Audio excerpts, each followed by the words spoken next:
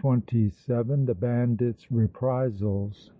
Monte Cristo was astounded when he saw Luigi Vampa arrested by the Roman policeman and his squad. His first thought was that Peppino, unwilling to let slip so fair an opportunity to obtain vengeance, had betrayed the brigand chief to the authorities. This idea was apparently confirmed by the part the two ex-bandits had taken in their former leader's capture. Hence, after the officers and their prisoner had departed, he turned fiercely upon Peppino and said in a tone of anger: "This is fine work for one of my servants to do, especially one so trusted as you." "Signor Count," answered Peppino humbly, "you are mistaken. I had no hand in it whatever, save obeying the order of the officer in command of the police." "Indeed!" cried the Count, incredulously. "Yes," continued Peppino in the same humble voice, "and Beppo here is equally innocent. The officer tracked Vampa to the hotel and was informed that I had conducted him into your presence.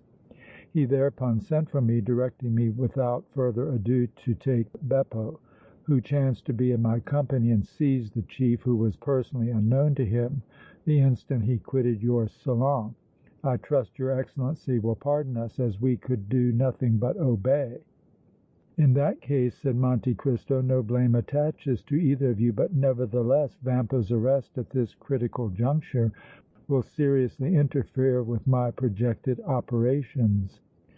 The police had conducted matters very quietly, still the tramp of many feet in the corridor had awakened the Viscount and filled him with terror.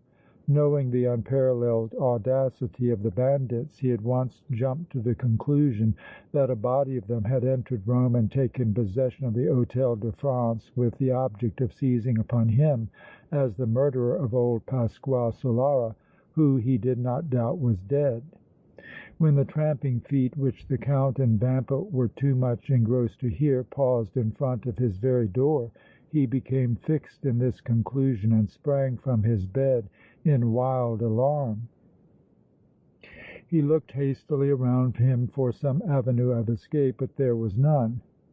If the brigands were without, he was trapped and would speedily be in their hands. He listened with the utmost anxiety, expecting every instant that his door would be forced and his relentless foes come thronging into the chamber. No such movement, however, was made. A deathlike silence prevailed. What was the meaning of all this? What was taking place or about to occur? If the men in the corridor were not Luigi Vampa's bandits, who were they? The Viscount lost himself in a bewildering maze of conjectures. Make a personal examination and satisfy himself he dare not. In the midst of his conjectures he heard a door open directly across the corridor and knew it was Monte Cristo's. Then a voice of stern command broke the silence, but what was uttered he could not distinguish, though he fancied he made out the ominous word "arrest," which was almost immediately succeeded by a renewal of the tramping of feet. This sound speedily died away and silence again prevailed. Young Massetti was more perplexed than ever. He could make nothing out of the knotty problem presented to him for solution. Suddenly a thought struck him that brought beads of cold perspiration out upon his forehead. Monte Cristo had been arrested and carried off to a Roman prison. Then he heard the Count's well-known voice angrily addressing some one, and this alarming thought vanished as quickly as it had come to him. The party arrested, if an arrest had been made, was therefore not Monte Cristo, but some one else, some one who had come from the Count's salon. Who could it possibly be? Maximilian Morrel? No, the idea was absurd, for what had the young Frenchman done to provoke arrest? Finally, unable longer to endure the uncertainty and suspense, the Viscount cautiously opened his door and glanced out into the corridor. His eyes rested upon Monte Cristo, Peppino and Beppo. The former saw him and at once came to him. "What has happened?" demanded Massetti, eagerly. "Luigi Vampa was here and has been taken away a prisoner by the police," answered the Count. "Luigi Vampa!" cried the young Italian in amazement. "Yes, Luigi Vampa," returned Monte Cristo, his brow clouding. "What brought him to the Hôtel de France?" "He came to complain of you." "Of me?" "I have said so." "And you caused him to be arrested?" "I did not. His arrest was due entirely to his own rashness. The police tracked him hither and apprehended him as he quitted my apartment." While speaking, Monte Cristo made his way into Giovanni's chamber. Closing the door behind him, he stood gazing at the Viscount with a gloomy air. "Giovanni Massetti," said he, in a slow, measured tone, "you have disregarded my injunctions and by your impetuosity put all my plans in jeopardy. You did wrong, very wrong, in attacking old Pasquale Solara this morning." "I am keenly sensible of it now after calm reflection," answered the Viscount, penitently.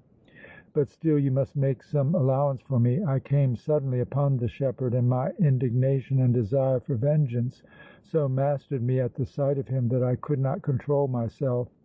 Nevertheless, I gave him a chance for his life. We fought a desperate duel and he was wounded, but whether mortally or not it is impossible for me to say, as Vampa's men made their appearance immediately after his fall and I was forced into precipitate flight." "Should Solara die," said Monte Cristo, moodily, "you will have deprived us of a most important witness, for I calculated upon compelling him to speak, to disclose every detail of the infamous conspiracy against you, but like you I do not know his present condition, as Vampa did not vouchsafe me any information upon that head. I can only hope that he is not seriously wounded and will recover." "I am singularly unfortunate," said the Viscount, humbly. "Everything I do seems to be wrong." "Because you are governed by impulse alone and do not wait for your calmer judgment to come to your aid," replied Monte Cristo. Then he added, firmly: "Giovanni Massetti, either you must submit wholly to me for the future, be guided entirely by my wishes, or I will be compelled to leave you to your fate. I need not say that I shall abandon you very reluctantly, but abandon you I must unless you cease to trammel my efforts in your behalf." The young Italian seized his benefactor's hand convulsively. "Your Excellency," he exclaimed, supplicatingly, "do not abandon me, do not leave me to my fate at this critical juncture. I will yield you blind and implicit submission and obedience. For the future I will do nothing, take not even the slightest, most unimportant step without your direct authorization or express command." "It is well, Giovanni," said the Count, evidently much relieved to find his ardent protégé so tractable.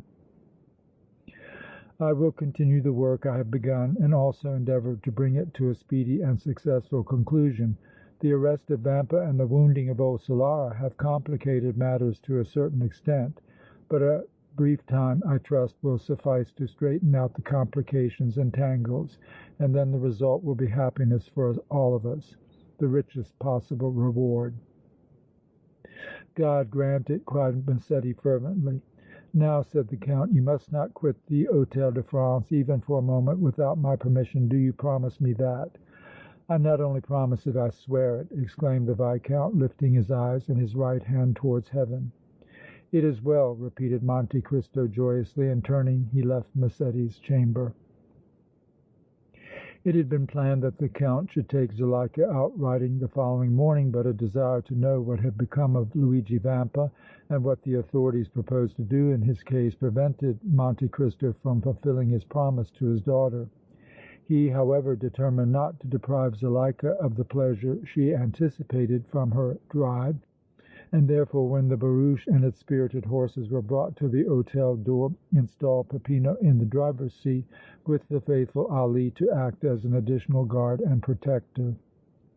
Zuleika, after bidding her father a tender farewell, was assisted by him into the elegant vehicle, and Ali drove off, managing the prancing and mettlesome steeds with all the dash and skill of a veteran Paris coachman. They passed along the Corso, which, as usual, was crowded with splendid equipages and gay promenaders, finally making their way to the vast and beautiful Piazza del Popolo, which presented even a more animated and enlivening scene than the Corso. The elegant equipages were there, supplemented by superbly mounted cavaliers, and the various paths were alive with handsome girls and their gallants, while interspersed amid the better classes were gorgeously attired peasants of both sexes, some simply idling about, others vending small wares and flowers.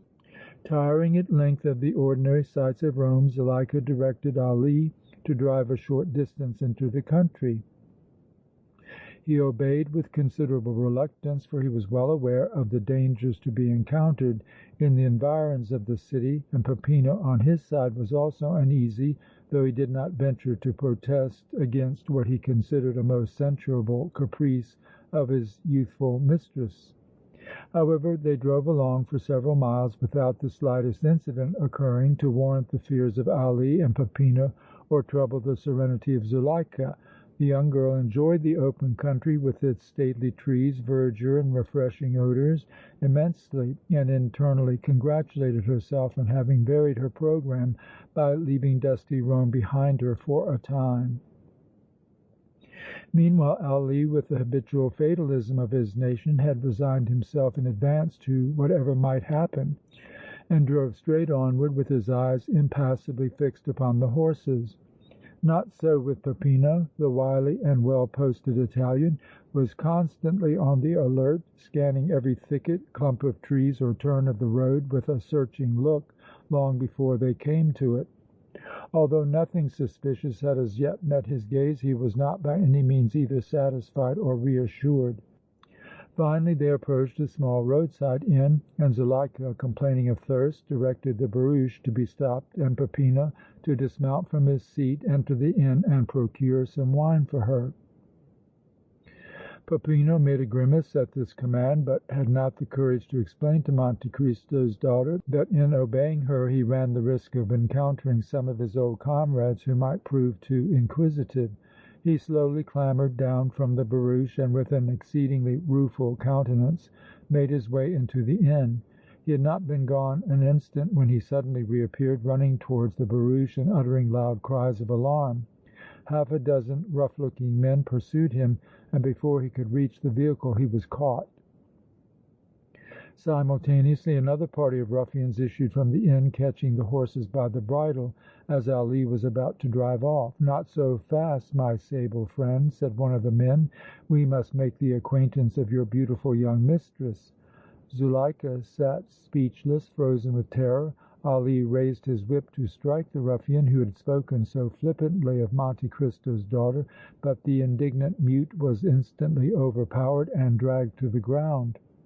Meanwhile the men who held Peppino in their clutches were examining him closely. "I would swear," said one of them, "that this is our old comrade Peppino, who ran away from us so unceremoniously, taking with him all he could lay his hands on." "It is Peppino," put in another. "I know him in spite of his stained face and livery. By the Holy Virgin," he added, "I know the livery, too. It's Monte Cristo's." "Then the barouche and horses are Monte Cristo's also," said the first speaker. "No doubt, too, that young woman there is a member of the Count's family. We followed Peppino for a little fun, comrades, but have fallen upon a slice of rare luck. Monte Cristo is responsible for Vampa's arrest yesterday, for the chief was taken as he left his room. Now we can make reprisals." "Excellent!" cried another of the band. "We can make reprisals and obtain at least one valuable hostage for Vampa's safety. Signora," he said to the terrified Zuleika, "who are you?" The poor girl, commanding her voice as best she could, replied with some dignity: "I am Zuleika, daughter of the Count of Monte Cristo. In his name I demand that you instantly release us." "So," said the man, turning to his delighted companions, "his daughter! We can now count on Vampa's safety without the shadow of a doubt." The leader of the bandits now came from the inn. Upon being informed of the important capture his men had made, he rubbed his hands in glee. Turning to his lieutenants, he said: "Have a guard placed in the barouche beside Monte Cristo's daughter, and let another comrade drive the equipage to the rendezvous of the band. As for the colored driver, let him go back to Rome on foot and carry the news to his master with the compliments of Vampa's men." "What shall be done with Peppino?" asked one of the lieutenants. "Hang him to the nearest tree," answered the leader, but immediately taking a second thought, he added: "No, keep him. Perhaps Monte Cristo places some value on the scoundrel and it might not be bad policy to retain him as an additional hostage." Peppino, who had been listening intently to the leader's words, heaved a deep sigh of relief. He would certainly experience rough treatment, but at least his life was safe.